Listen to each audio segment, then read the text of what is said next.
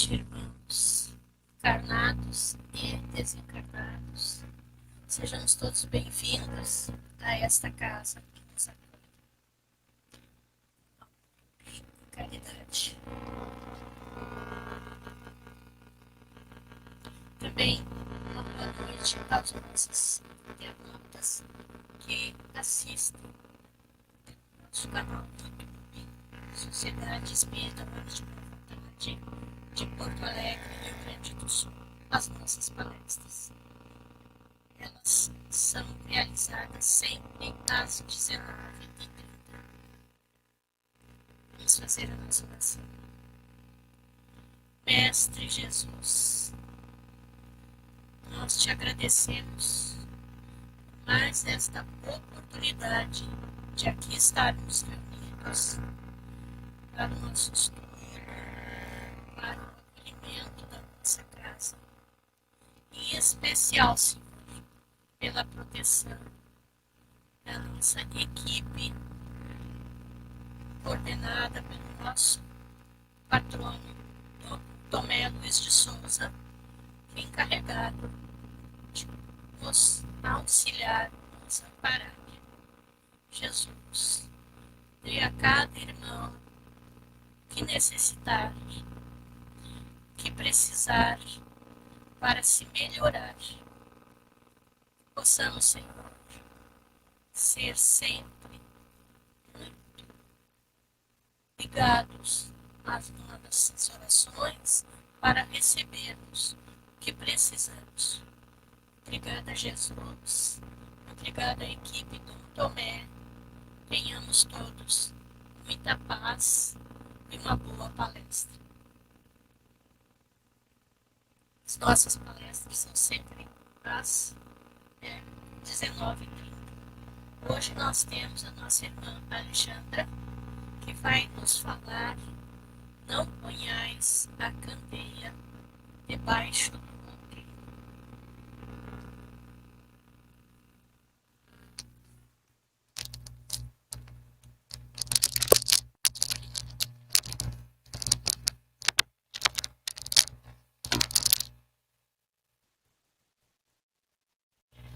Boa noite a todos, queridos irmãos que aqui se encontram conosco nesse encontro fraternal desta noite. Encarnados, desencarnados, queremos cumprimentar também todos aqueles que nos assistem pelo canal. E o tema de hoje, como a irmã já citou, está lá no Evangelho segundo o Espiritismo, capítulo 24. Não ponhais a candeia debaixo do alqueire. Antes de adentrarmos as nossas reflexões propriamente ditas, é bem importante que tenhamos claro o que significa candeia e o que significa alqueire. Candeia, então, à época de Jesus, era um instrumento, um objeto que continha um pavio, era alimentado por óleo ou gás. E a finalidade da candeia era iluminar. Já trazendo para os nossos dias atuais, nós podemos ainda imaginar uma espécie de luminária, de lampião. Alqueire era então um instrumento de medida, uma unidade de medida, uma espécie de cesto ou de vaso utilizado para medir cereais.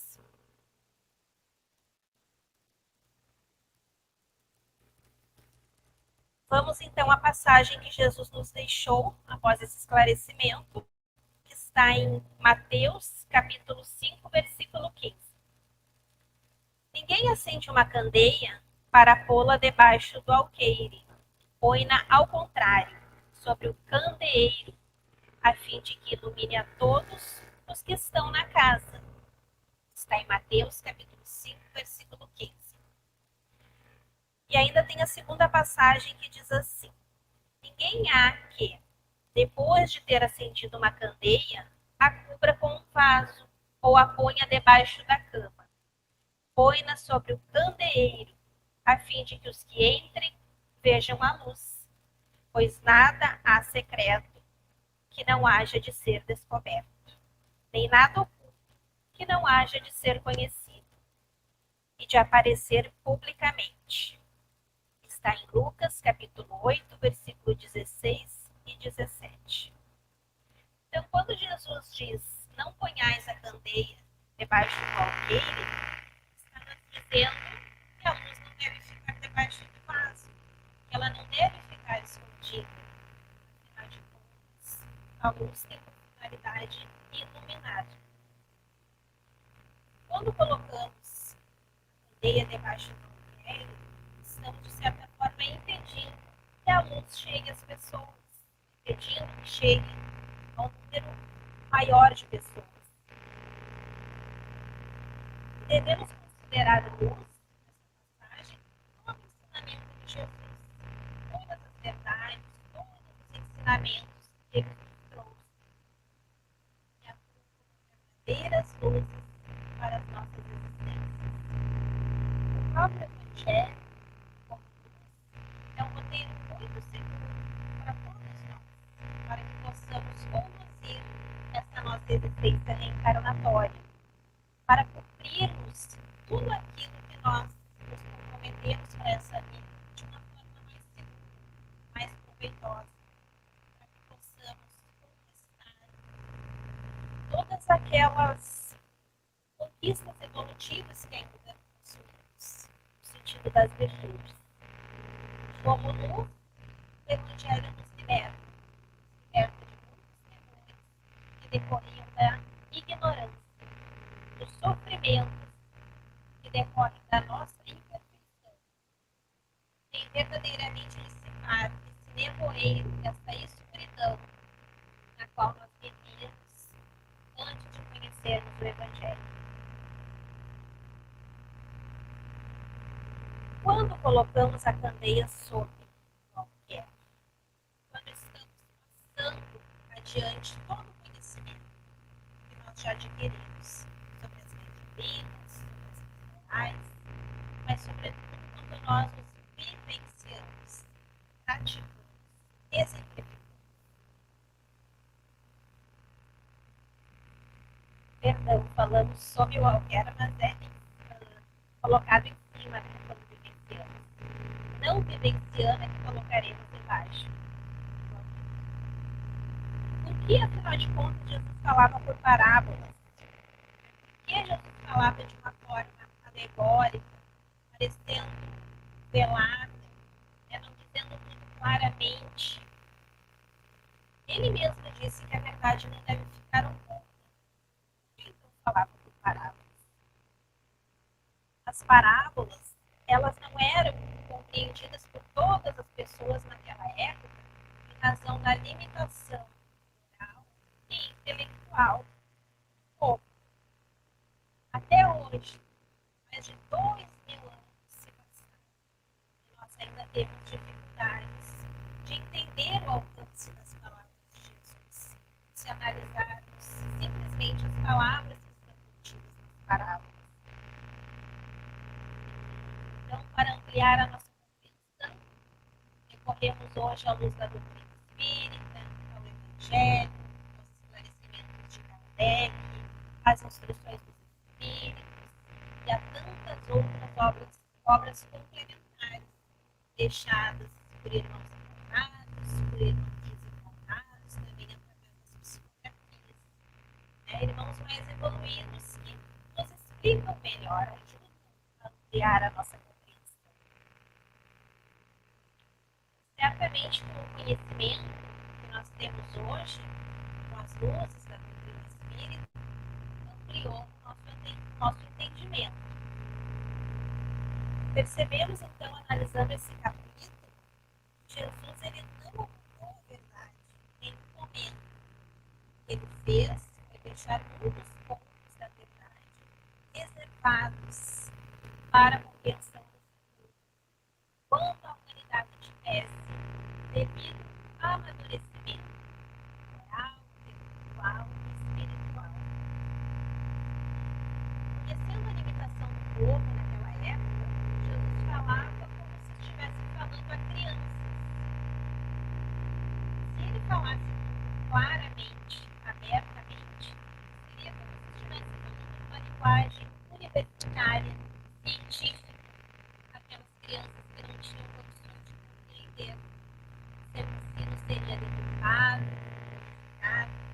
Cada um interpretaria de acordo com a sua verdade, de acordo com a sua visão pequena ainda, e não de acordo com a verdade real. Se ele falasse abertamente, seria então perda de tempo. Nós sabemos que Jesus não falou por palavras. Em muitos pontos falou de forma clara, de forma objetiva. Falou por parábolas sobre as partes mais abstratas do seu ensino. Sobre o reino de Deus, sobre a reencarnação, sobre a imortalidade, sobre pontos mais difíceis de serem compreendidos. Falava por parábolas porque percebia que determinados assuntos não seriam compreendidos, mas que seriam compreendidos no futuro. Jesus estava ali plantando sementes que germinariam neste futuro, quando novas leis seriam reveladas. As próprias curas de Jesus naquela época eram consideradas milagres, algo sobrenatural. Afinal, a definição de milagre é tudo aquilo que se encontra fora das leis da natureza, que não se encontra explicação dentro das leis naturais. Mas sabemos que tudo tem uma explicação. O Espiritismo nos esclarece nesse sentido, né? Que tudo tem uma causa. E as próprias curas, elas estão dentro do processo da lei natural, da manipulação de fluidos. Essas leis apenas não eram conhecidas naquela época. Né? Quando falamos em cura, sabemos aí que tem uma infinidade de outras explicações, como a questão do merecimento, também, enfim. Jesus falou abertamente sobre os pontos fundamentais da sua vida.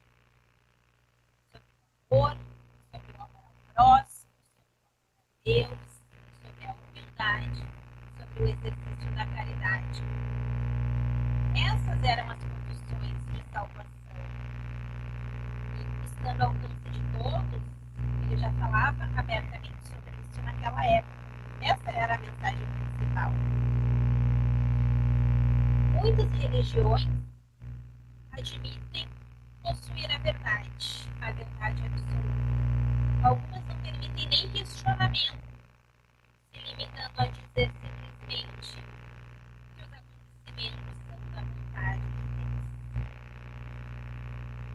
Há quem ainda pense que alguém precisa orar, não acredita na força da sua oração. Acredita muitas vezes que tem que pagar, enfim. E esse tipo de atitude ainda é evidenciada no sentido de dominar o outro. Ainda, esse tipo de atitude é colocar a bandeira debaixo do alqueire.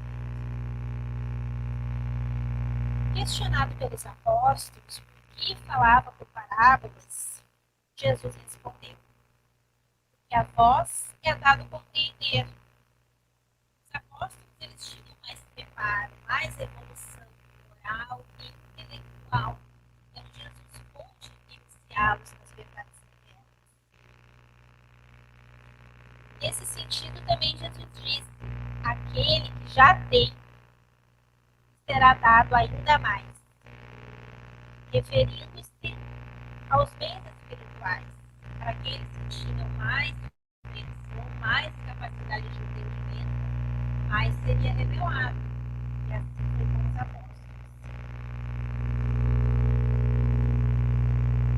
Na passagem que lemos, Jesus colocou: tudo que está oculto será revelado.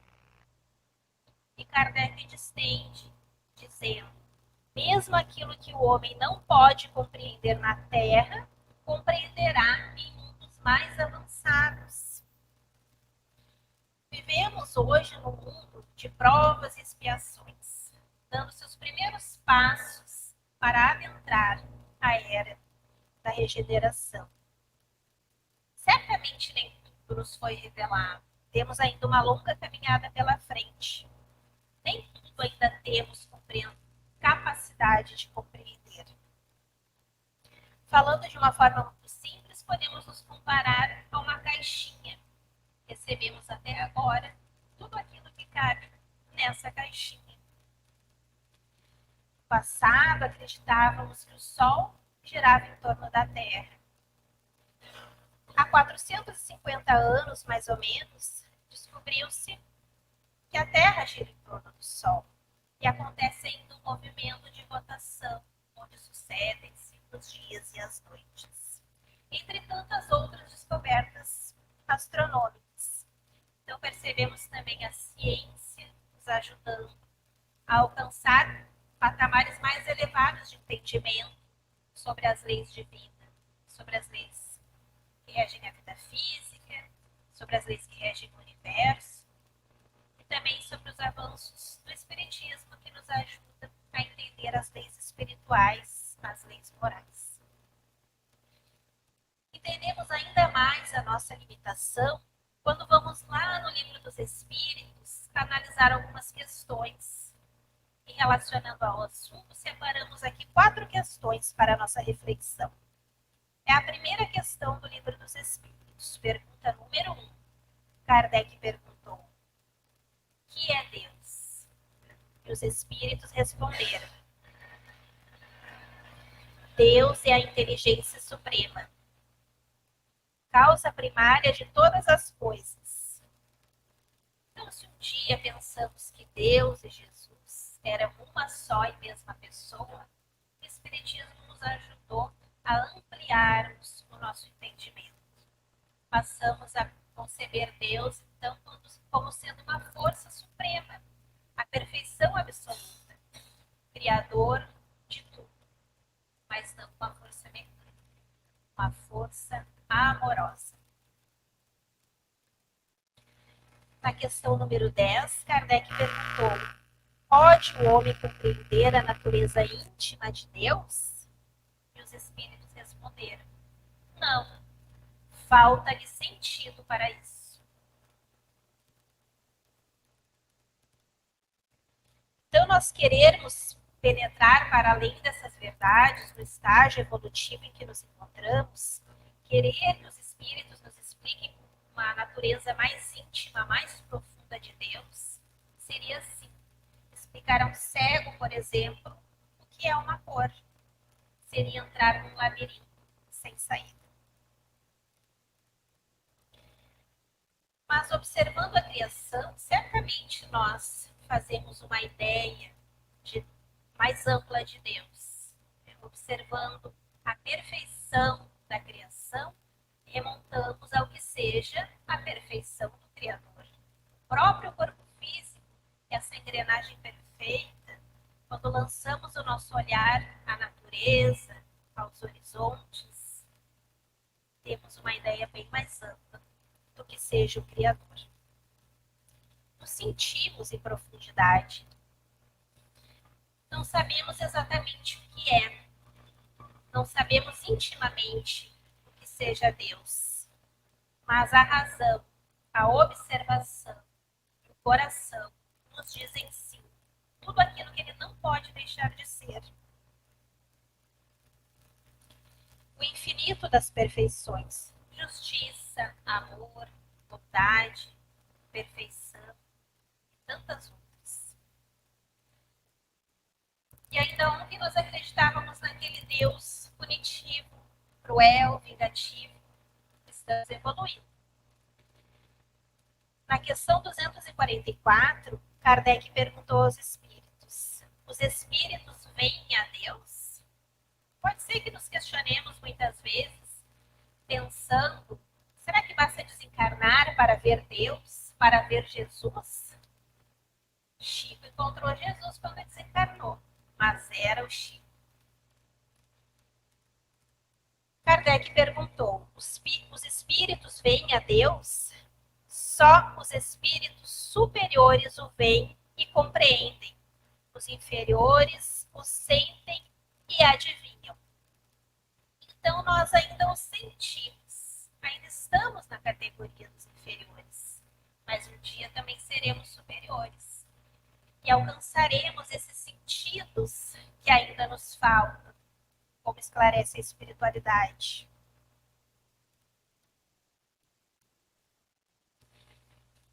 Todo ensinamento deve ser proporcional ao nível de entendimento.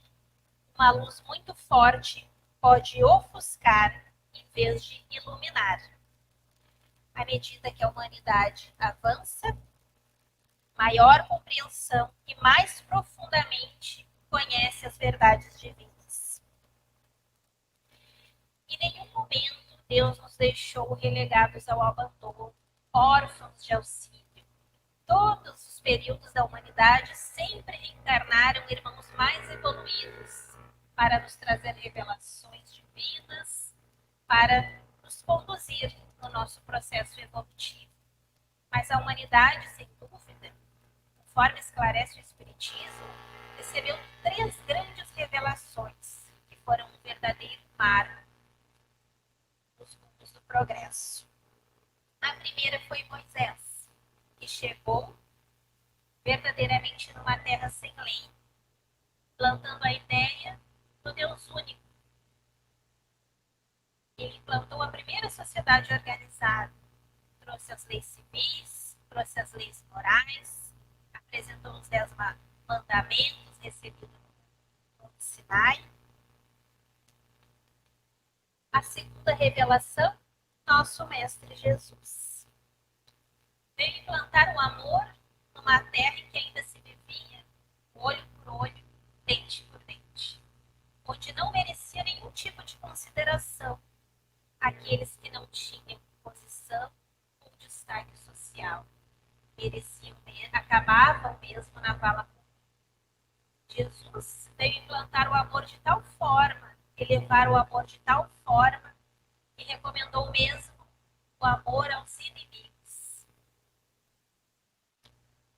E a terceira revelação, o Espiritismo, que veio finalmente levantar o véu, esclarecer sobre o ensino de Jesus, aprofundá-lo, veio nos trazer todas aquelas respostas pelas quais ansiávamos, veio acabar definitivamente com a ideia da morte, veio nos comprovar que podemos reencontrar todos aqueles que partiram e que amamos.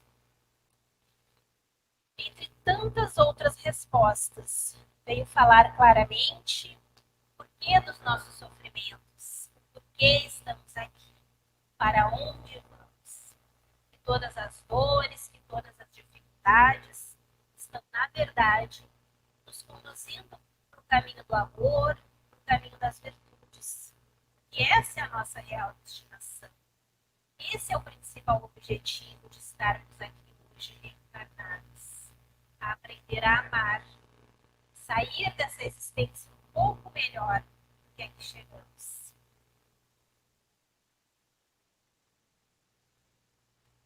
Quando nos deparamos com a luz da doutrina espírita, com tantas verdades novas, com tantos esclarecimentos, é bem comum que nós, principalmente no início, né, que conhecemos a doutrina, nós queremos dividir isso com os nossos irmãos de convívio, querer que nos acompanhem, que professem a nossa fé, mas sabemos que nem sempre é assim. Afinal de contas, temos que respeitar a liberdade de consciência de cada um. Saber que cada um vai ter o seu momento de despertar, que as luzes do Evangelho vão pouco a pouco adentrar os corações, mas o progresso é algo muito lento. Seria um engano, né, querer impor alguma coisa aos nossos semelhantes. Todos vão ter o seu despertar naturalmente. No item seguinte, Jesus recomendou aos apóstolos não vá ter com os gentios. Não vamos conseguir aprofundar esse item, mas a mensagem principal aqui é que devemos pregar para quem quer ouvir. Os gentios de hoje são aqueles que não estão preparados ainda para as verdades divinas, para as luzes do Evangelho são os ingratos, os materialistas, os adversários do bem, os incrédulos, os zombadores. Nós não seremos indiferentes a esses irmãos, mas temos que compreender que eles também terão seu momento de despertar. Nos cabe muito mais dar exemplos, os nossos exemplos eles influenciam muito mais do que palavras. Em outro momento, Jesus também recomendou: deixai brilhar a vossa luz. Está em Mateus, capítulo 5, versículo 14 a 16. Assim brilha a vossa luz diante dos homens, que eles vejam as vossas boas obras e glorifiquem a vosso Pai que estás no céu. Sejamos luz, essa é a mensagem.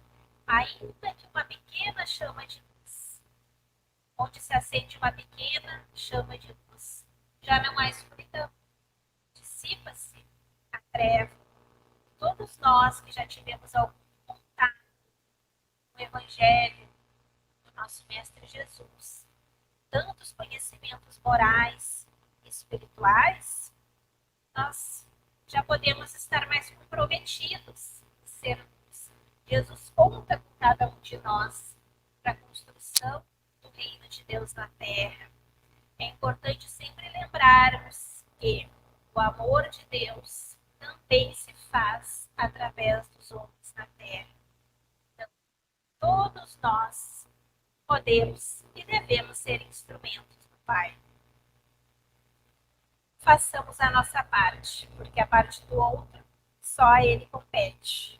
Assim, estaremos fazendo luz e caminhando para o triunfo na nossa jornada evolutiva.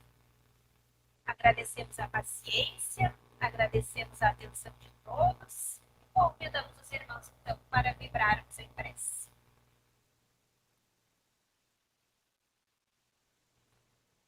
Então, continuemos em sintonia com o bem, pensamento elevado, coração asserenado.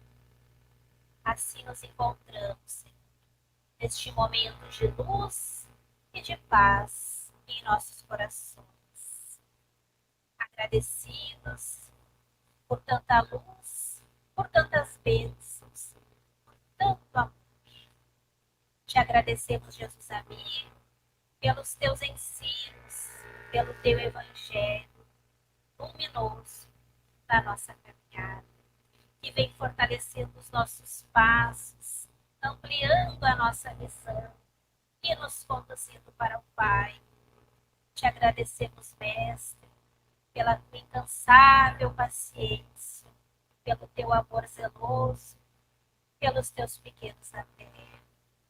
Que possamos levar os teus ensinamentos nos nossos corações, nos mantendo um tanto mais otimistas, positivos, esperançosos diante da caminhada com a qual nos comprometemos. E caminhando contigo, possamos nos sentir luz e fazer luz. Agradecidos por tudo, Pai, agradecidos por tudo, Jesus. Encerramos